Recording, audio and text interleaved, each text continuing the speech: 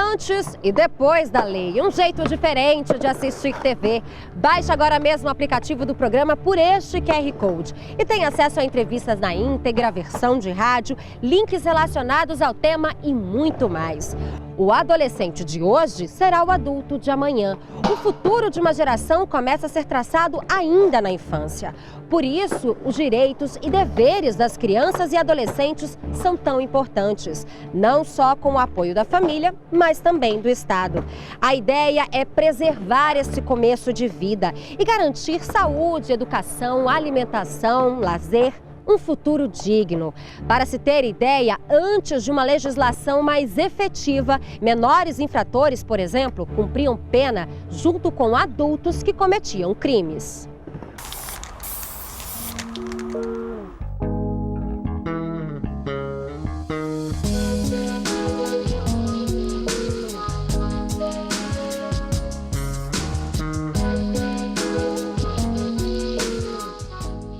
Esse daqui é o rapper Japão, mas antes de ser rapper Japão, ele é Marcos Vinícius, 43 anos.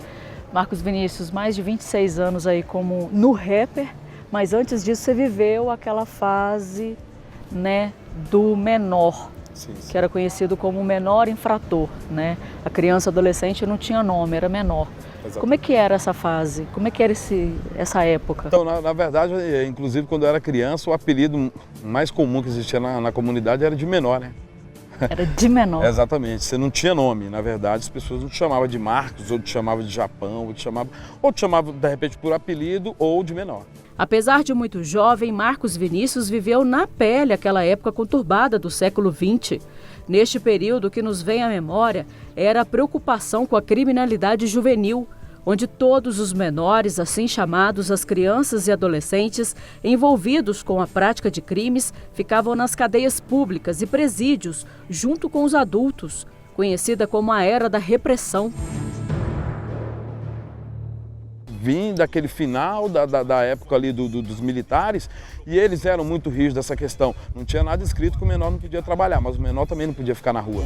Aí moleque, não desliga, eu sei que é o Japão, da moral, o papo é reto, firma. Passasse uma viatura, eu era recolhido. Eu ia para a delegacia de menores e lá o pai tinha que buscar, assinava um termo circunstancial e tal, era desse jeito. Você estava vendendo din-din, ou estava vendendo picolé, ou estava engraxando sapato, a polícia chegava na hora da repressão, ele olhava dentro da sua caixa de sapato para ver se tinha droga e tudo, o que eles faziam? Quebrava a caixa para você não trabalhar.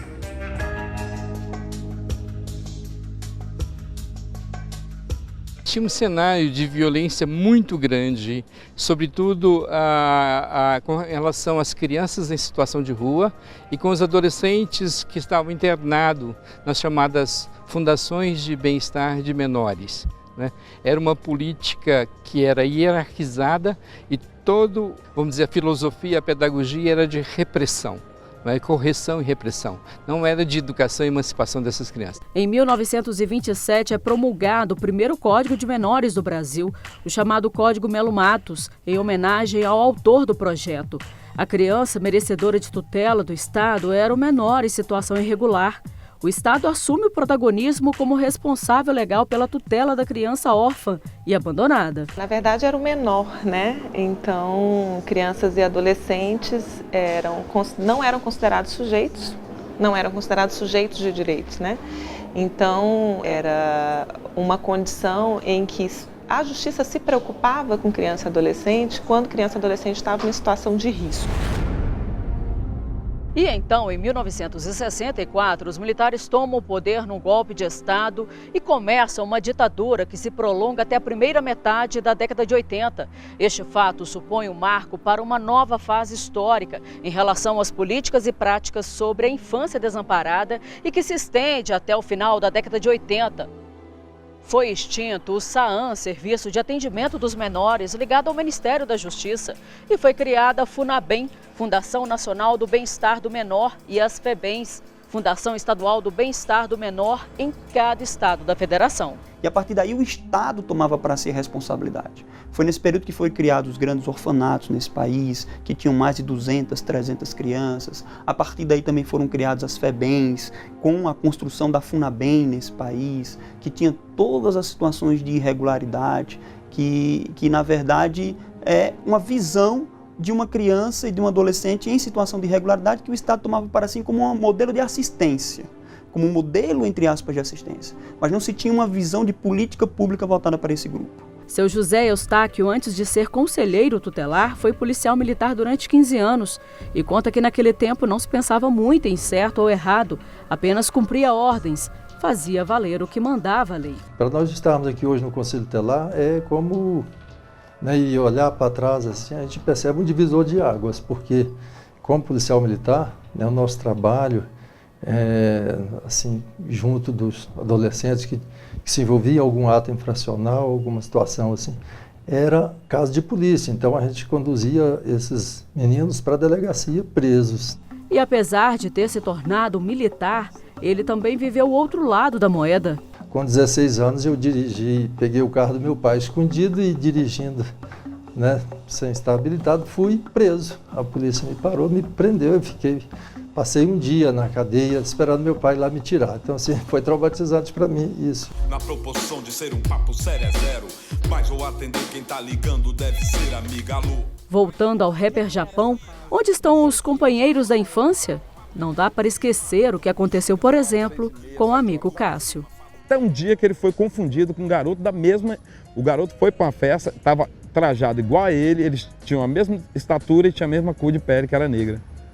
E ele foi assassinado por um policial com um tiro no olho. E assim, nós ouvimos o tiro e saiu todo mundo correndo, depois nós descobrimos que era ele. E no outro dia saiu no jornal o garoto sendo preso, o garoto estava com a mesma roupa que ele estava. Então assim, foi mais um trabalhador.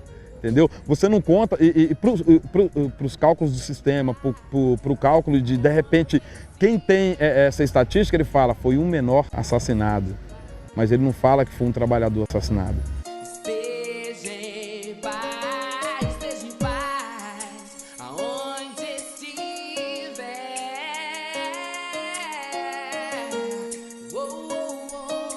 Esteja em paz. Dessas pessoas que trabalhavam comigo, que conviveram dentro da minha infância, ou foram mortos, ou foram assassinados, ou morreram, entendeu? Ou foram presos para nunca mais sair, ou sumiram do mapa.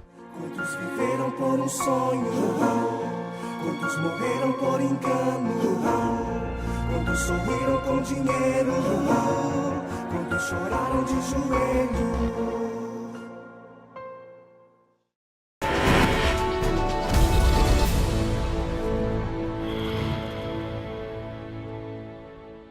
O governo só começou a perceber que o cidadão era moldado desde cedo no final do século passado. Era preciso medidas mais amplas de proteção à infância e à adolescência. Por isso foi criado um estatuto que há 25 anos garante o bem-estar e todos os direitos fundamentais. O ECA, como é chamado, trouxe uma nova história de vida para muitas crianças brasileiras. As crianças são o futuro de um país? A história se encarrega de dar a resposta. No entanto, ao se observar a realidade brasileira, surge outra questão. Qual futuro?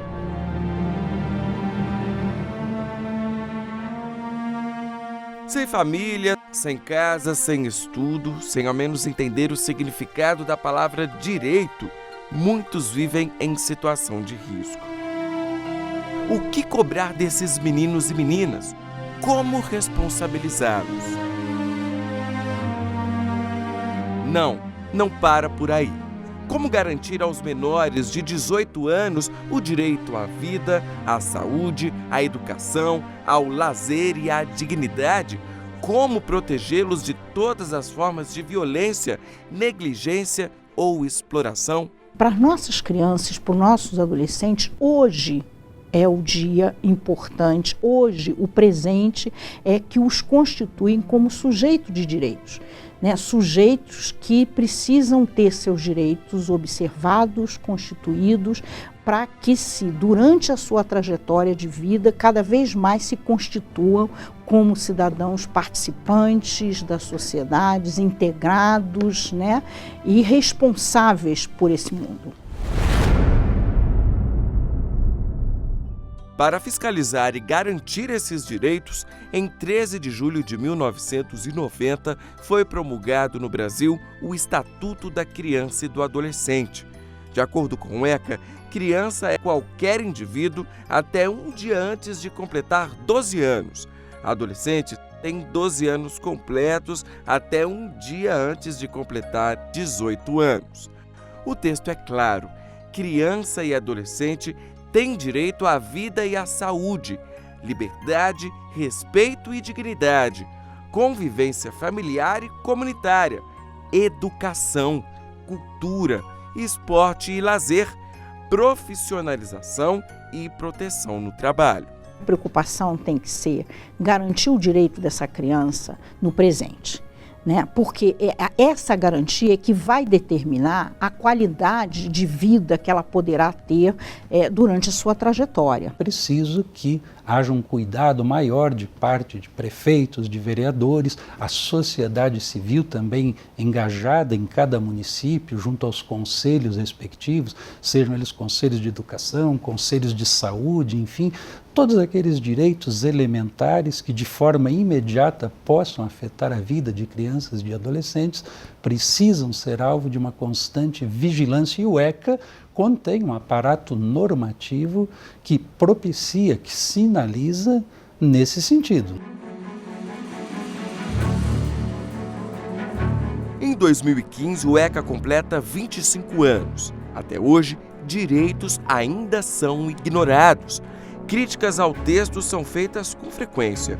Com isso, surgem novas leis na tentativa de diminuir pontos divergentes do Estatuto.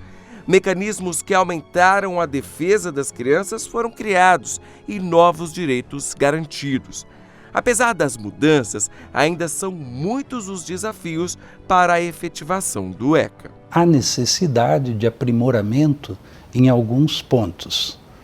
Eu principiaria aqui lembrando a questão da saúde, atendimento a crianças e adolescentes portadores de deficiência, portanto, pessoas que necessitam, né, de próteses, órteses, né, e, portanto, isso tudo precisa ser provido da melhor maneira, da forma mais expedita pelo Estado.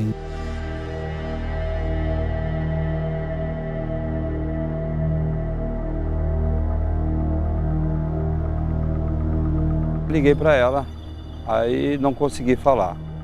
O celular estava fora de área. Aí comecei a ficar preocupado. Aí eu já imaginei, a esposa foi sequestrada. 2 anos depois do crime que tirou a vida da esposa, Gilberto ainda espera pela condenação dos acusados. Entre os assassinos, um adolescente, à época com 17 anos. Um rapaz de 15, 14, 16, 17, sabe o que está fazendo. Perfeitamente. Já são 2 anos, não teve ainda a sentença deles, mas com certeza já eles estão na rua. Tem que pagar pelo que fez, não tem essa. As informações mais recentes sobre o número de crimes cometidos por menores são do Ministério da Justiça. Em 2011, somente 1% dos crimes foi cometido por menores. Se considerarmos apenas homicídios e tentativas de homicídio, o índice cai para 0,5%. Apesar da estatística não assustar, os crimes violentos cometidos por adolescentes sempre levantam a discussão sobre a forma como estes menores são punidos. Eu acho que eles tinham que pagar assim como uma outra pessoa maior de idade tinha que pagar. A ideia era o Estado dar um suporte numa instituição que ele não quisesse sair dali, simplesmente sair e cometer outro delito. É sair dali para ser um cidadão direito. A polêmica chegou até a Câmara dos Deputados, onde uma proposta de emenda à Constituição reduz a maioridade penal de 18 para 16 anos. De um lado estão os que não veem necessidade na mudança, do outro, os que fazem coro pela redução. Para eles, um menor que comete um crime violento precisa sim ser responsabilizado pelo seu ato como se fosse um maior de idade. Ele não sabe que ele quer roubar? Quando ele estupra uma criança, um adolescente, ele não sabe que ele quer ter prazer? Ele tem consciência desse fato e por isso ele deve ser punido como um adulto. Para proteger o jovem, nós temos que ter políticas públicas de educação e saúde para preservar esse jovem. E não a redução da maioridade penal, que vai comprometer ainda mais essa juventude e não resolverá de forma alguma nada com relação a essa criminalidade. A PEC, que já foi aprovada na Câmara e tramita no Senado, não altera o ECA, mas, conforme a proposta, as punições estabelecidas no Estatuto, que são válidas para adolescentes que praticam atos infracionais, só valeriam para quem tem até 15 anos. Colocar adolescentes de 16 anos nas cadeias ou nos presídios brasileiros, verdadeiras masmorras que nos lembram a época medieval, não irá resolver o problema da violência. E para além disso, reduzir a maioridade penal é romper a doutrina da proteção integral. É romper a doutrina que é absolutamente fundamental para que nós consideremos adolescentes e crianças como prioridade absoluta, como prevê a nossa Constituição. Primeiro, as cadeias que eles vão ficar não é como alguns estão dizendo, isso é um mito, dizer que eles vão ser colocados em cadeias junto com o adulto. Das 26 emendas, não tem nenhuma que fale sobre isso. O que eu posso dizer é o seguinte, que não é a solução, todo mundo sabe que não é, mas que já é um grande início e eu garanto que pelo menos 20% se reduz na violência, isso eu não tenho dúvida. Não me parece que, a se aprovar essa redução, nós brasileiros pudéssemos imaginar que haveria uma diminuição no índice da criminalidade violenta. Isso não é verdade porque se sabe, a partir de dados estatísticos confiáveis, que adolescentes participam numa estatística que não supera a 1% dos crimes violentos praticados no Brasil.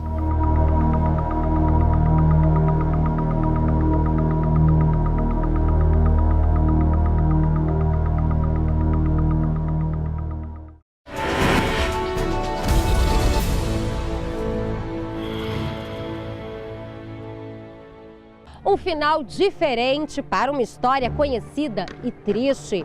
Menores abandonados, mas acolhidos a tempo, são capazes de mudar o próprio destino.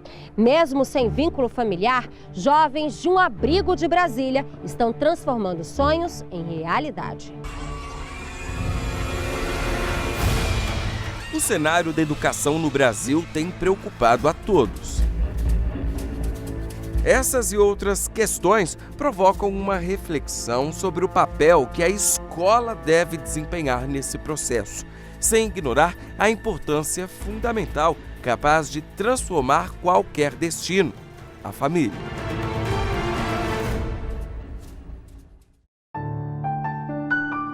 É no ambiente familiar que a criança conhece os primeiros valores, recebe as primeiras regras sociais.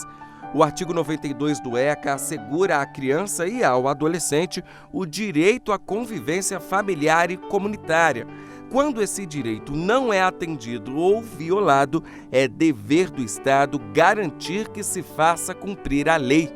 O acolhimento em abrigos é a forma encontrada pelo ECA para garantir o desenvolvimento saudável desses menores.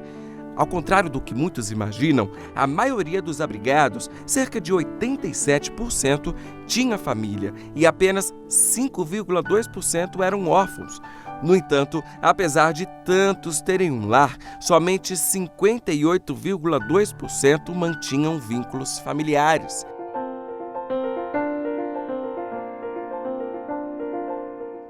É o caso de Lincoln, que mesmo mantendo contato com o pai, viveu 18 anos neste abrigo em Brasília. Você chegou aqui, você tinha quantos meses? 6 meses de vida, né? 6 meses de idade, né? Então quer dizer que a sua vida inteira, até os 18 anos, você passou aqui? Passei aqui, 18 anos. Qual que é a importância desse ambiente para você? Primeiro eu só tenho que agradecer, né? Porque foram 18 anos assim, espetacular, né? Claro, tive meus momentos bons, meus momentos ruins, coisa de adolescente, né? Como qualquer pessoa. mas eu aproveitei bem minha infância, minha adolescência. Foram fases assim que dá muita saudade. E quando eu venho aqui só tenho lembranças boas, né? E hoje, se não fosse esse lugar, talvez eu não seria quem eu sou hoje, né? Para você, espaços como esse pode ajudar as pessoas que tinham praticamente uma sentença já pré-determinada a tentar um novo futuro? Com certeza, com certeza. Tem como mudar. E também vem da pessoa, né? Querer mudar. O espaço, as pessoas te dão essa oportunidade, né? De opções de vida. Foram 18 anos vivendo aqui ele conheceu muita gente. Quem recebeu o Lincoln criança lá com seus 6 meses foi a Patrícia, que está aqui com a gente hoje. Aqui o Lincoln, Patrícia, depois de muito tempo aí, já um homem formado, faz parte da sua vida, né? Faz parte da minha vida, claro. Apesar de nós sermos uma entidade de acolhimento, nós temos preocupações de mães, né? Então, ai meu Deus, como que vai ser o Lincoln? Mas olha que coisa boa, né? Hoje ele é atleta e ele é um vencedor e ele tem sonhos para o futuro, né? E isso é muito bacana, você saber que mesmo tendo uma vida numa entidade de acolhimento, assim, esse tipo de instituição pode permitir que aquela pessoa que não tinha metas na vida, que não tinha sonhos, agora tenha, né? Então isso é uma satisfação enorme para quem trabalha aqui. O Nosso Lar é considerado como um abrigo referência pelo Tribunal de Justiça de Brasília. A estrutura é formada por casas-lares, cada uma com capacidade para até 12 menores e 2 mães sociais, funcionando como núcleos familiares independentes. São mais de 40 mil metros quadrados, sala de aula, biblioteca, brinquedoteca, parques e muito mais. Lincoln conhece cada detalhe. Bom, Lincoln, aqui então, onde você cresceu, são vários dormitórios, é isso? Isso, são várias casas, né? Aqui é a casa 5, morei aqui por muito tempo, 1 ano e meio, né? Aqui é a casa 3. E o que esse espaço te ajudou a escolher o caminho certo? Viver bem, viver bem. Eu não me lembro muito, né, como foi minha infância, assim, né? Mas, pelo que meu pai me falava, a gente passava por muitas situações difíceis, né, antes de vir para cá. Então, depois que eu vim para cá, eu tinha roupa lavada, comida, todo um suporte médico, dentista, né? Tínhamos passeios também, tínhamos de tudo. Então, é viver bem.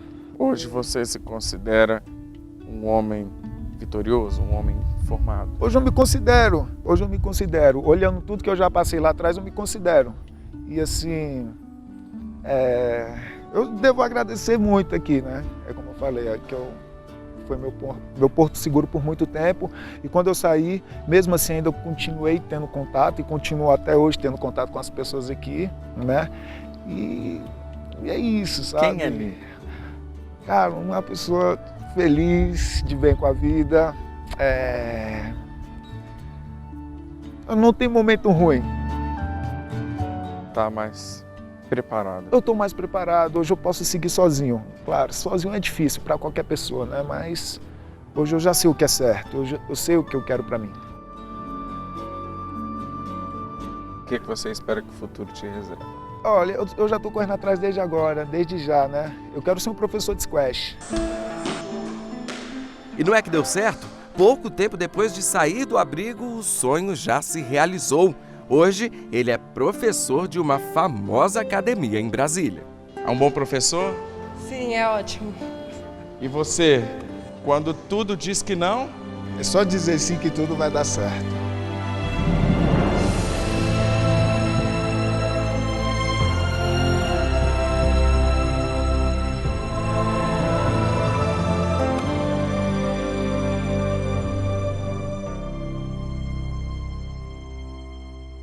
Antes e depois da lei, aqui você acompanha os direitos e deveres do cidadão, os passos da justiça e as decisões que mudaram histórias de vida. Nós temos um encontro marcado na semana que vem. Participe! Mande uma sugestão para o e-mail antes e depois da lei, @stj.jus.br. Sua participação é muito importante.